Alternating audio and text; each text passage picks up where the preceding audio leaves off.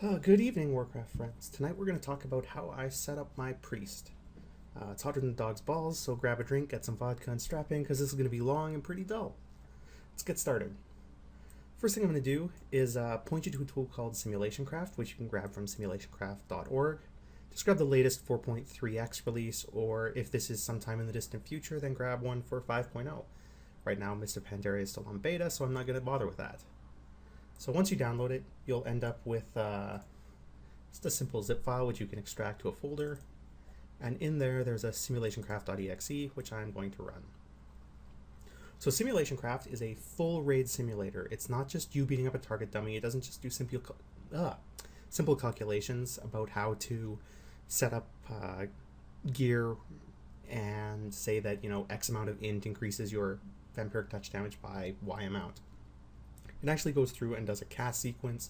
It responds to phase changes. It can simulate ads spawning and needing to be AoE down. It can simulate bosses going out of range or in range. It has raid buffs like Dark Intent and Tricks of the Trade.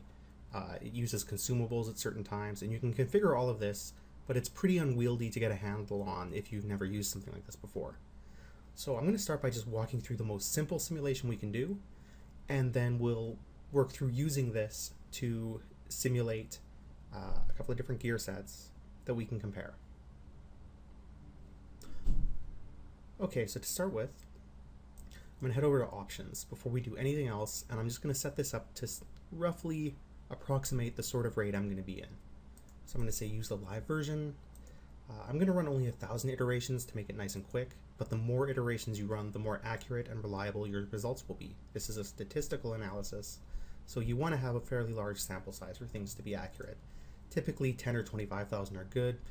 You might want to run 50,000 if you were arguing with someone on internet nerd forums.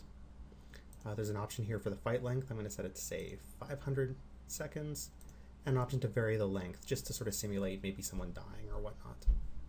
There's also an option for the different kinds of fights you might do. So patchwork is almost a pure tank and spank. Heavy movement is something with a lot of running around. Maybe something like heroic robot council, or I don't know, maybe Alakir might be a good example. Anyway, I'm going to stick with the Altraxian encounter, which is basically a tank and spank with a few minor out of range sort of things, where periods where you can't attack the boss. I'm also going to set it to use, say, 4 threads, just to make it run a little quicker, use more cores of my CPU. Next, I'm going to check buffs and debuffs. When you're running your simulations, make sure that you check on and off things that you actually have in your raid.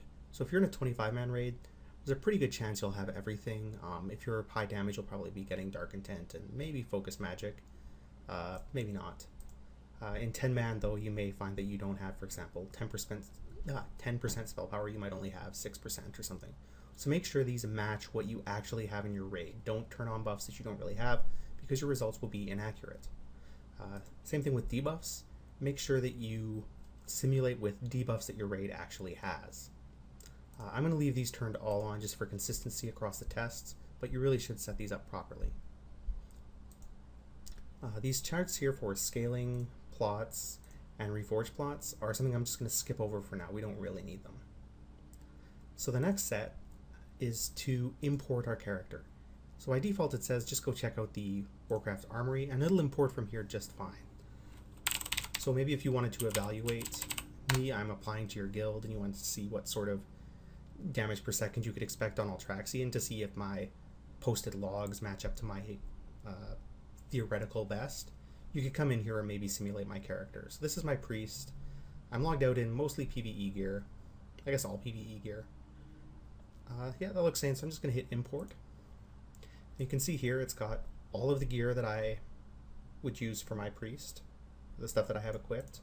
There's a quick summary for my stats, and then above that there are a list of the actions that it would use while I'm in combat. So you can see, it's going to try to keep up, it's going to use potions, it's going to mind blast and use shadow or death if, there's so much health remaining and all that sort of thing. I'm just going to leave these as the defaults for now and hit the simulate button, and let's see what we get for results. So it's saying that with every buff I can expect to do around 46,000 DPS on Altraxian, which is a little lower than what I do in-game these days, but it's reasonably close, so these results aren't completely nuts. It could be that SimulationCraft is maybe buggy for your class or spec, but in the case of the priests, it's actually pretty good. Let's take a look over the summary options here. You can see there's the standard DPS, and then there's the error amounts and the ranges. You can see that these are pretty tight, but more iterations would make these more accurate and more reliable. Then there's here a link to the source, so we'll make use of that later, maybe when comparing multiple results, and a list of the talents we had set up when we did this character, a list of the glyphs. On this chart on the right here, you can see your average DPS over the 1,000 simulations at any given point during the encounter. So at the start there's some ramp up time, then you get Archangel and Shadow Fiend up and damage is quite good, and that sort of tapers off, and there's a few bumps here and there, probably corresponding to cooldowns lining up, and then at the end you can see damage goes up quite a bit because we're in the execute phase, so Shadow or Death becomes a source of damage. Down here you can see sort of the total contribution as a pie chart, and here the damage you spend, or damage you gain, the time you spend casting any given damage abilities, sorry. Up here is the damage per execution time, so this is sort of how much damage do you get for every second you spend doing a given ability. Everything priests do is on basically on GCD, either you cast it before the GCD or you eat the GCD on an instant, but either way everything we do is about a second long. So this works as a sort of a priority list of what you should be casting at any given time. So you can see VT is our highest damage per execution time. You expect about 100,000 damage every time you cast it. Mind Blast with 3 orbs is about 60,000 damage every time you cast it. But one thing you don't see on here is Mind Spike. And if you remember my character, I had 4-piece heroic tier 13 gear, so the Mind Spike Mind Blast rotation with Archangel and Shadow Fiend is extremely strong, and I should be using that because it's probably an extra 1,000 or 1,500 DPS over the course of an encounter, and even more if you look at it just in a very compressed window like a burn phase. So we probably need to modify some things to make this work a little more like the real world. Let's go back and look at our simulate options. If we check over the actions here, you can see that there's no mention of Mind Spike at all, and that's because without 4-piece tier 13, it's not an ability you would normally use. What we can do is head over to the SimulationCraft bug reports, and there's a forum post here, or I guess a bug report comment, where someone has come up with a new action list that will correctly use heroic 4-piece tier 13, or I suppose any tier 13 gear. Sort of a modified priority list. You can see that there's a correction here for one of the lines just to change the Mind Spike entry. So what I'm going to do is just open up a text editor, copy this from here to there. I'm going to look for that Mind Spike line, which is right here. I'm going to delete that, and I'm going to copy in this fix. And you can see it's just a minor fix. It's just checking bloodlust conditions. I'm going to paste that in there, and then I'm going to copy everything, and I'm going to paste it into this box here and hit simulate. And so now on our new results, we can check our DPS, and we see that we've gone up to 47.6k roughly, which is up from 46.7k roughly. So it's about an extra 1,000 DPS. So that's a good indication we've done something right. If we look down on our damage per execute time, we can see that Mind Spike is now a pretty major source of damage. Our pie chart here shows that it's a pretty major one, and that we also spend about 40 seconds of the encounter casting Mind Spike, so that's all good.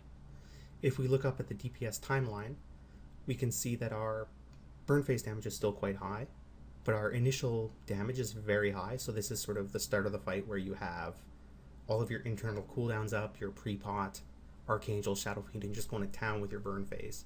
And then during the encounter we get 2 more burn phases, which you can identify by these bumps in DPS. So we can see that tier 13 is a pretty big damage increase when you can use it. 47 point change K is pretty close to what I actually do on live. I do roughly around 48,000 DPS, sometimes a bit more, sometimes a bit less. So that's pretty darn close. So this seems like a pretty accurate simulation of how a priest plays out on live. If we look at the distribution, you can see that it is possible to get a little higher, it is possible to go a little lower. But in general, somewhere between, what is this, maybe 46 and 49 seems like a pretty likely spread of damage. So that's good. I'm seeing my simulation reflects the actual game. So now we've got that set up. I'm going to close these results one because they're no longer the best we can do. And I'm going to compare different sets of gear. So if we come over to the import tab, it would be nice if maybe I could compare using a different trinket and maybe using heroic Deathwing weapons instead of a legendary. It would be nice if I could change this in here, but I can't. So what I'm going to do is use the Chardev tab, and I recommend just making a simple account so that you can save profiles, and that way in the results when you click the links you'll be able to come back and see them. So I've made a throwaway account, so I'm just going to log in with that here. That should do. And if I hit planner, that'll bring to the character planner. And I'm going to import my character from live. So my character's name is Touchy. That sounds right. So I'm going to hit import. And if you just give it a second to catch up, there we go. So there's my priest. If we look over, we can see that these stats are exactly what I remember in game. So this all looks very sane to me. You can change your gear by just simply clicking on one of these, like maybe I want to change this trinket. And you get a full list that you can search through here by just clicking next, or if you hit filter, I can type something by name, like maybe a VPLC. So I'm just going to search for pulse. And we'll put that in. And it gives you the option to also change your gems by simply clicking, choosing a gem. You can change enchants and your reforging just by clicking. So I'm pretty happy with this as is. I'm going to save this profile so I can come back to it. So I'm going to hit save and call this Touchy Now. My gear on live right now. I'm going to hit save and view profile. So now we have a link down here that it can record. And I'm going to choose import to bring this into the simulation. For whatever reason, it doesn't always save the action list. So I'm just going to right click in here and choose paste and then simulate. And here we've got a new set of results. And it still looks pretty sane. See, our DPS is 47.4 versus 47.6. So there's a minor change that we can probably attribute to Cunning of the Cruel versus VPLC. We could probably find that by looking down here. We can see, Cunning damage is in there. And VPLC damage is right there. So it's a little smaller. But anyway, you can see that we have a pretty good import from Chardev. And if we clicked on here, we would go back to our import in a web browser. So we can always go back and compare what we started with. So that's really good. Now let's compare some different pieces of gear. Let's say I just got the staff from Hagara, and I also got the heroic Deathwing dagger and the offhand from Ultraxian, and maybe I want to see if those are an improvement over the legendary weapon. So what I can do is just come into character dev, so import Chardev, and if I hit character sheet, I can click on, say, the staff and choose a different one, say Ratharak, and I could choose an enchant like Power Torrent, and then I could choose an offhand and put a gem in there, put an enchant on it, and maybe I reforge Haste to Mastery or something.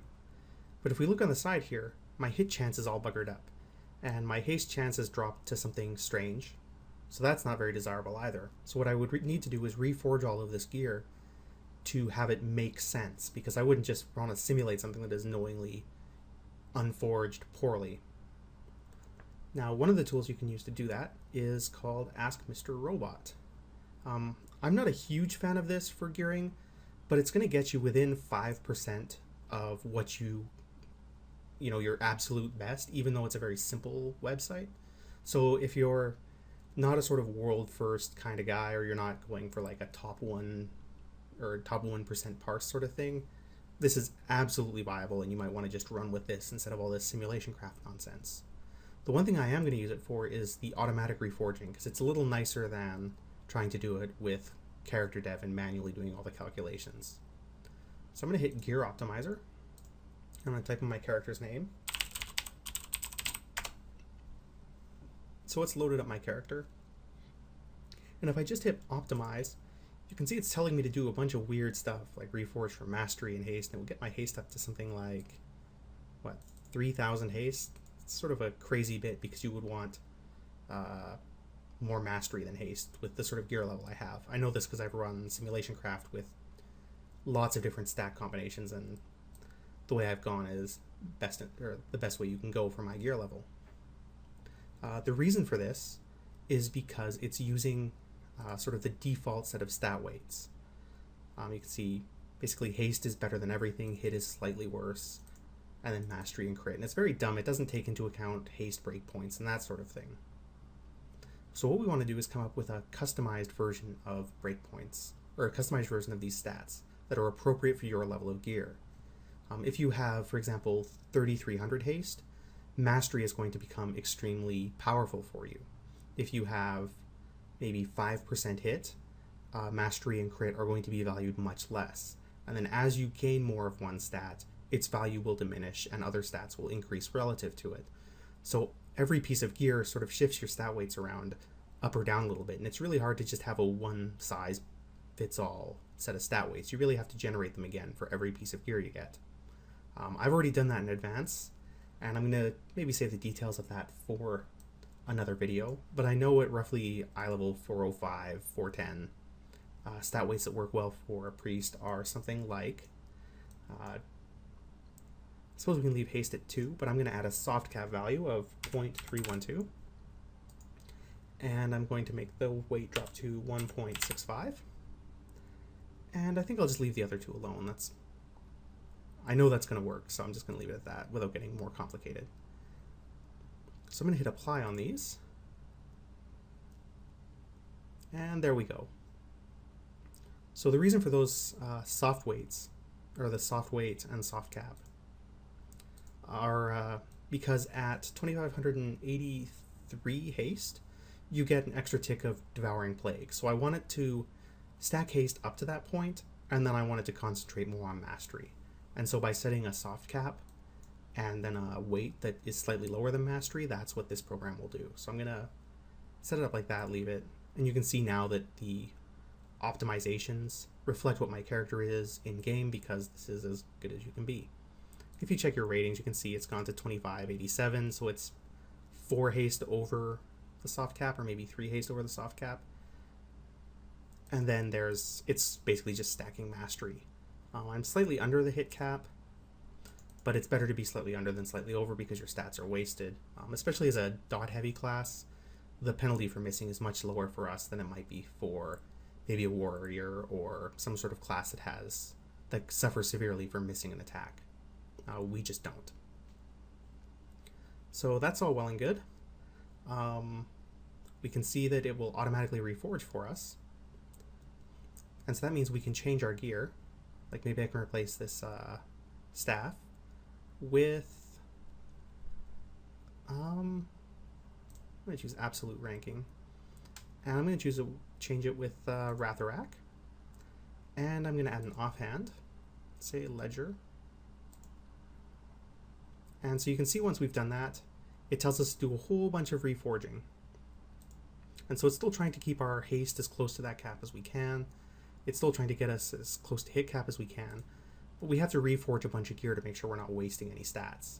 But because this has done all the calculations for us, doing it in Chardev just means copying basically what it tells us to do here into character dev. Likewise, if we were to change our main hand for a different staff, like let's say Lightning Rod, where is that? There it is. You can see that the reforging from what we have now to what it would recommend is much easier, but still, it's done all the calculations for us. It's still keeping our haste nice and high to the break point, and then it's getting us pretty close to hit cap, and then it's just stacking mastery. So there's a little bit of change in stats, but the important part is that it's done all the calculations for reforging for us. So we can use SimRobot to calculate our reforging, And then we can just come into character dev and just follow its advice. So if it said to maybe reforge rings, we can just come in here, click the new reforge, and we're done. It's kind of tedious to do it for all of these, so I've done it in advance. I'm just going to load up the profile. So we have, let's do me with the Deathwing weapons. So here's the reforging that I did in advance. You can see that I'm using heroic Deathwing weapons with this, the Ratharak and the offhand from Ultraxian. You know, my stats are still staying. I still have pretty close to hit cap. I still have haste at a nice high value to get the extra tick of DP. So this is all quite good. I'm going to choose to import this. And then I'm going to choose to paste in that action list and hit simulate. So if we compare it to our old one, 47.46, this is with our, you know, current live gear. We see that we're doing slightly lower, 46.4. So if you have a legendary, we can see that it's a downgrade to use the heroic Deathwing weapons on a fight like Ultraxian. Let's try maybe another one. Let's import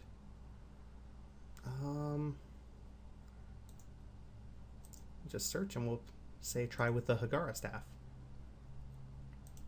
So I'll choose to import this profile as soon as it finishes loading. And then I'll paste in the new action list and hit simulate. And wow, 46 flat, so it's slightly less DPS to use the Hagara staff than it is to use the Deathwing staff. And it's a pretty noticeable drop in DPS to go from the legendary to the Deathwing weapons. So we've quickly compared our gear. If we were sort of lost in results, we can click on these links. You know, maybe I can't remember what profile this was like, and I could just click on it, and we can see it right away. And we can click back to go to the results. And so that's the basic process of automatically reforging properly, making sure that my different gearing strategies are sane, comparing different weapons, and sort of getting the most out of SimulationCraft, tweaking its action list to make sure that it reflects how you play in game. So I guess that covers pretty much everything I want to say. Stay cute, internet friends.